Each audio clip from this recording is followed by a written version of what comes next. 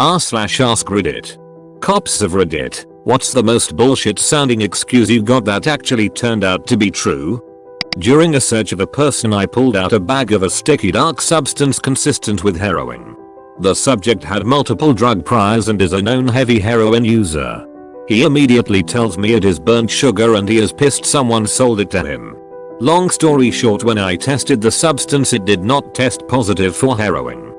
Cop here. Got a call of a domestic dispute that sounded very heated and a lot of banging was heard. Get a scene and I can hear someone yelling and swearing and brawling. Doesn't sound good at all. Guy answers the door, shirt off and angry, but seems bewildered as to why police had been called. He told me he was building IKEA furniture. Sounds like the most bullshit thing. But we enter, see the new IKEA furniture half set up and no one else is home. Color me surprised. Former Marichal, see here, look it up, it is a Dutch thing. Police but also military. We also had jurisdiction over the American soldiers stationed here. One day we got called over to a possible case of domestic violence. We arrive at the house and the guy opened wearing only underwear. He told us he and his wife were role playing. Of course we didn't trust this and asked to see his wife. After denying us entry we told we would come back with a warrant. He reluctantly agreed to let us enter. So we go in and he opened the basement door and inside was the freakiest sex dungeon. I mean chains, whips, things I couldn't identify hanging on the wall. And in the middle hanging in chains was his butt naked, gag wife. We asked her but she told everything was okay. Turned out they were really into some kinky stuff. Asked them to keep the screaming part in the basement and to a minimal. We did the whole thing with a straight face, but as soon as we were in the car. No cops are posting in here anyway, so I'll throw my hat into the ring as a defense attorney. Guy pulled over for impaired driving and charged later with OE. My boss gets the criminal complaint and the guy shows up for his initial appearance and tells her he hadn't been drinking despite horrifically failing the sobriety test. She's literally sitting next to him and he's obviously wasted again. Disappointing but not uncommon for alcoholics. The deputies arrest him for bail jumping because he drove himself to court that day and while out on bail he's not supposed to drink. He adamantly denies drinking. Blood tests come back. He didn't drink. Dude's diabetic without knowing it and naturally got himself drunk because sometimes when it goes untreated, diabetes can cause symptoms that look just like intoxication. Got him some insulin and the charge is dismissed. Edit, since there are so many people with the same questions. As far as I'm aware, the guy did the field sobriety test and failed. The last part of the test is the breathalyzer, which he refused. Refusal is an automatic failure in and of itself without failing the nystagmus. Follow the finger, walk, leg lift, and count. He didn't know he had diabetes. I already stated it in the original comment, but yeah, dude developed diabetes at some point and wasn't aware he had it until the case. OE in Wisconsin is what DUI is in other parts of the US. Your first OE is not a criminal offense, it's just a ticket in Wisconsin, so it would have been at least this guy's second drunk driving accusation, but seeing as diabetes wasn't raised as a defense the first time, my assumption is he probably developed it after. Not a cop, but heard it said to one, M's. Go to a woman who has been attacked by her cat. Her injuries were crazy, covered in blood, her scalp is literally shredded, huge lacerations, etc. I know cats are known to do some damage, but the story wasn't fitting and she was so sketchy about anyone going in her house. Adamantly refuses to let anyone inside because she thinks they're going to take away her cat. He didn't mean to, he was just excited by the birds. Her cat was a lynx. Okay, so I'm going to tell my crazy story as the person on behind the wheel. My uncle was divorcing his terrible wife. He was no saint but definitely on the right side of their divorce. The wife was still on the paperwork to take their 2 kids out of the school even though my uncle had temporary custody while the courts did their thing. She had previously threatened to take them both and just run away, so I don't know why she was still on the paperwork. On picture day that year, she showed up to the school and signed both kids out and disappeared. I was not involved in the crazy process of calling the police and tracking the kids down. But I was pulled from school that day because I had my driver's license and could be an extra pair of hands. They managed to find the kids and they were turned over my grandmother and mom, but my niece was distraught that she would be missing picture day. It was her first time away from her terrible mother and she was finally allowed to be a cheerleader, a dream in her tiny eyes. So, me having my car and nothing else better to do, offered to take her back to the school. My mom got the school to agree to keep the person there a little longer, but it was going to be by the skin of our teeth that we would make it, as this was rural. Okay. We got in the car and I blasted down those dirt roads doing approximately 70 in a 35. Not a good decision on my part, but I was an anxiety-ridden 17-year-old dealing with a nasty divorce and kidnapping for the first time in my life. We, of course, get pulled over. I'm freaking out cause I can't afford that bad of ticket and all the crap that was coming in that day. The cop listened to the story and ignored my barely held in tears and said he would let us off with a warning because he believed the story. And the only reason he believed the story was that he had just pulled over my uncle going the same speed the opposite direction on the same road and go the same story. Edit, my cousin, not my niece. She has that sound in her name and I always get it wrong.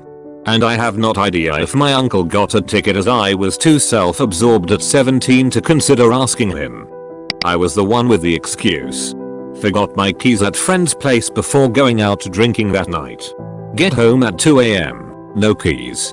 Only one of our windows didn't have ghetto bars, so I took the screen out and starting pushing, smacking it up. Locks were on the sides only providing friction. As I'm halfway in, I just feel whump. Got tackled into the house. The officer was still outside, holding onto my ankles. I look up and just said, "I'm astonished by your response time. I actually live here. Let me get up, unlock the door, and give you my ID." So I did, and he stares at it for a second, then says sorry and sprints off to look for the person they were actually in the area looking for. I went to a disturbance at a backyard BBQ once. Turns out it was a bunch of Roma gypsies. As I was trying to figure out what was going on, I had some old lady approach me and want to talk to me off to the side. She told me she was an informant for the FBI and that if I left, she would be able to get some information on a matter the FBI was interested in. I rolled my eyes and thanked her and said I would be out of there as soon as I could make sure there was no violence going on. Anyway, I determined it was just verbal, so I cleared the call and went back in service. About 15 to 30 minutes later, dispatch radioed me to head back to the station. I got there and got a message to call some FBI field office and ask for a certain agent.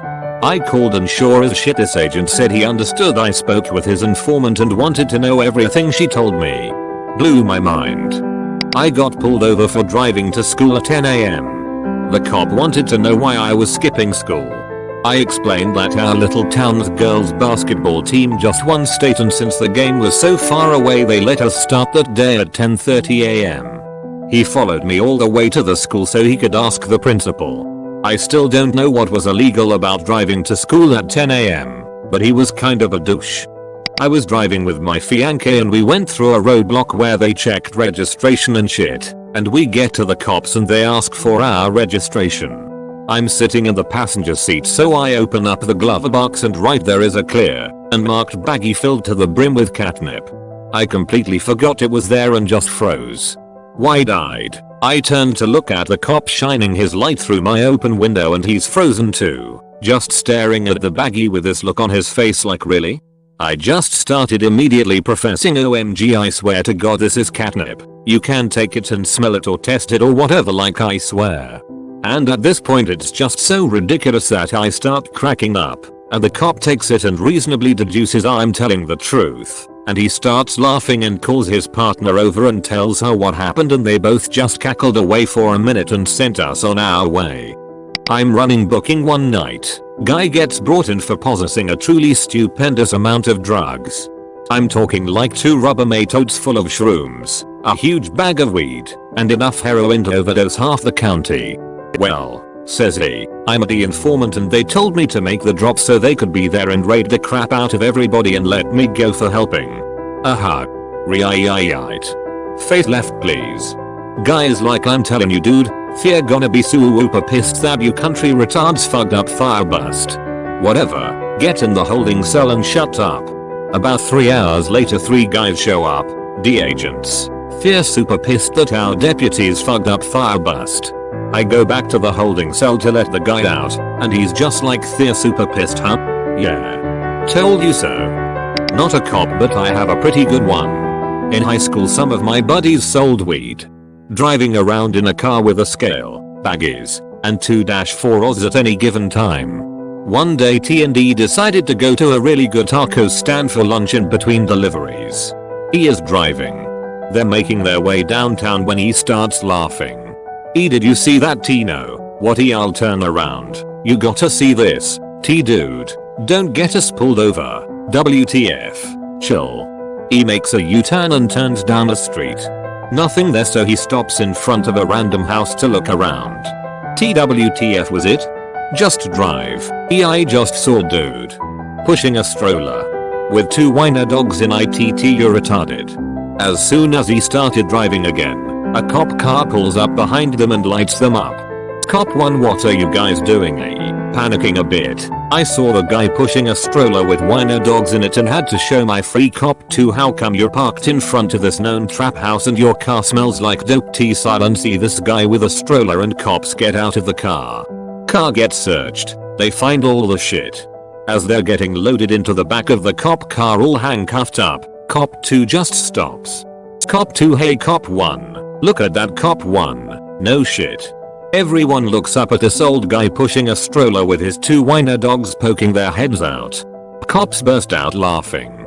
They both got charged with possession trafficking. Good times. Edit. Wow, I've never had a comment blow up like this. Since everyone loves stories about E so much, here's another one for Yak. A while before the infamous wiener dog incident, he had to get new tires for his car. Brought it into a local tire shop and left it there for the day. Being the brilliant kid that he was, he left his stash in his favorite hiding spot, thinking nobody would ever find it. The hiding spot was in his spare tire compartment under the carpet in the hatchback trunk area. The guy changing his tires over was courteous enough to make sure his spare had the manufacturer recommended amount of air pressure in it. He helped himself to an Oz of high quality bud while he was in there. He was pissed. He told us about it while we were blazing that night. We all laughed, thought it was great. He didn't. He strutted into that tire shop the next day and demanded to speak with the manager. Told him that his employee stole something from the back of his car and he wanted it back. When he refused to tell the manager what was stolen, the manager basically told him he couldn't do anything if he didn't know what it was and suggested he call the cops if he wants to escalate things. He didn't call the cops. I had a run-in with the cops a few years ago and I wonder exactly what they thought when they first stopped me. I had taken a cab back from a work party and I was pretty drunk. My friend and I had just moved to this new apartment, so I accidentally gave the cab driver the wrong address. I ended up on a block that looked very similar to mine and a building that looked like mine. There were 2 doors before getting to my apartment door, which was on the first floor. Like my apartment building, they left the first door unlocked and locked the second door. I kept trying my keys to open it but I couldn't and was confused. I went outside to look for my car and it wasn't parked there. That's when I realized I was on the wrong block. I started walking in the direction I thought my apartment was when a cop car pulls up. They ask me what I'm doing and I tell them I'm really drunk and I just want to go home, which was the honest truth. They told me they got a call about someone trying to get into an apartment building. I guess the people in that apartment building woke up and thought I was trying to break in. They were super suspicious of me at first, but eventually it became clear I was just some drunk idiot and not a burglar. They ran me through to make sure I didn't have warrants or anything, and when I checked out they offered me a ride home. The ride back was hilarious because when we were getting to my apartment I tried telling them that it was a bit complicated to get to because of all the one-way streets. The officer driving was like, "Who do you think you're with?" and then turned on the lights and went the wrong way down the street to get me home faster. It honestly felt like I was with the 2 cops from Superbird. Mid-July in like 2008. Young kid going 93 in a 55. I swing and he immediately pulls over. Approaching the car, his first words before I can even start speaking, "My dog died, he hung himself. I gotta get back before my mom gets home." What JPG? Anyway, he calls other family members. His aunt, uncle and 2 cousins come out to the stop and between all their sobbing, They verify that the dog had actually hopped over the fence on a leash runner and couldn't get back over. Everyone's crying now. They showed me a photo on their phone. Apparently they found the dog and called the kid at work and he just left.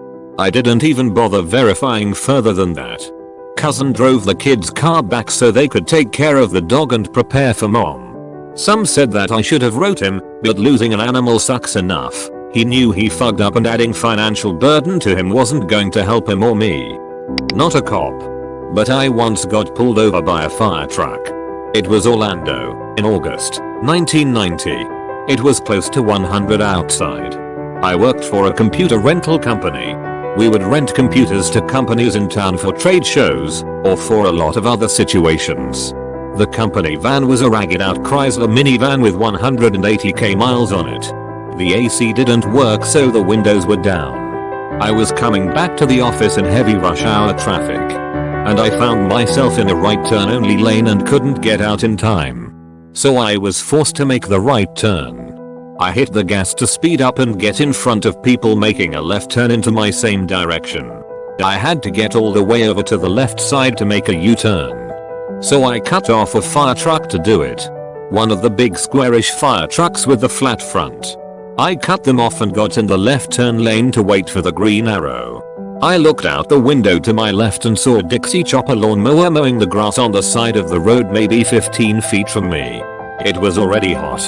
But this tremendous wave of heat came in through the driver's side window. I thought, man, that's a hot lawnmower. The light turned green and I started my U-turn. Halfway through it, this cloud of, I thought, steam came out of the hood and covered the windshield so I couldn't see. The power steering also failed. So I fought the car, trying to get back to the gas station at the corner so I could find a payphone. Yes, that's how old I am. But because I couldn't see, I missed the turn and ended up turning into an apartment complex. About this time, the cloud stopped and I could see again. Still no power steering. So I fought the car to do a U-turn so I could get back to the gas station. At this point, the fire truck I had cut off turned into the apartment complex, full lights, and blocked me in. Two huge firefighters got out of the truck holding fire extinguishers like beer cans. Excuse me sir, did you know your van was on fire? Turns out while I was cutting them off, I had been shooting flames out from under the passenger side of the van. They hit the lights, did a U-turn, and came back to me. The wave of heat wasn't from the lawnmower. They checked out the van and let me go. The cause turned out to be a damaged power steering line. It sprayed power steering fluid all over the exhaust manifold and caught fire. This was my favorite story from my 4th grade teacher, not a cop. She went to a cousin's wedding in mid-July. The cousin had overestimated how much champagne they would need at the reception and was giving away bottles to anyone who was interested. So my teacher took 3 and put them in the backseat of her car. Again, this was a hot summer day in July. After saying their goodbyes, my teacher, her husband, and her parents piled into the car and pulled out onto the highway, where 2 bottles burst open, spraying champagne everywhere and causing quite a ruckus. Of course, while this was happening, the car was swerving as the driver was also getting bathed in sparkling champagne. So it came as no surprise that as soon as they collected themselves, they saw the familiar flashing lights of a state trooper and pulled over. According to my teacher, the first thing the cop said was, "I'm not gonna ask if you've been drinking because I can smell it from here." My teacher tried explaining what had happened, but the cop wouldn't hear of it and ordered everyone out of the car. That's when the cop saw that everyone, both drivers and passengers, were dressed in their finery, but soaked with champagne, and looking quite shaken. A cursory search showed the open bottles, but the cop still insisted on a quick sobriety check just to make sure. I can't speak for the cop, but freshman year of college I was having a nice evening outside, drinking some soda and smoking a tobacco pipe with my 3 roommates, long-term friends I grew up with, when one went into the dorm. He called me a minute later and said, "Come back to the dorm. Police are here and they are looking for you." I am on my way over and they see me and run up to me, in case I were to run. They asked my name and if I was here all night. I confirmed both my name and that I was at the dorm all evening. Apparently, another freshman guy my age, built, and height signed in under my name for an intramural flag football game. Got into a tussle with an opposing team member, punched him and broke his jaw. He was last seen fleeing our direction. I'm sure my excuse sounded completely bogus, but it was the truth. This feels like a club where all the guys are waiting for a girl to show up. My dog ate my immigration papers.